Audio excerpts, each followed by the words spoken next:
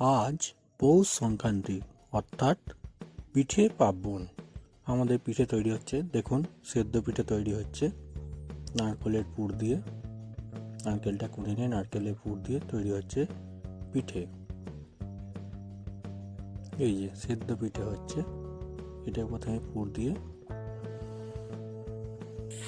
এই দেখুন পিঠেটা জলে সেদ্ধ করে তুলে নেওয়া হলো। সেদ্ধ পিঠে রেডি। এবার হচ্ছে আমাদের দুধ পিঠে, সন্দেশের পুর দিয়ে এই যে দুধ পিঠে রেডি। এবার হচ্ছে আমাদের সরু চাকলি, সুন্দর করে তৈরি হচ্ছে এই সরু চাকলি। দেখুন কত সুন্দর সরু চাকলি তৈরি হয়ে গেল। এবার আমাদের পুর হচ্ছে এটা ভাজা পিঠের জন্য।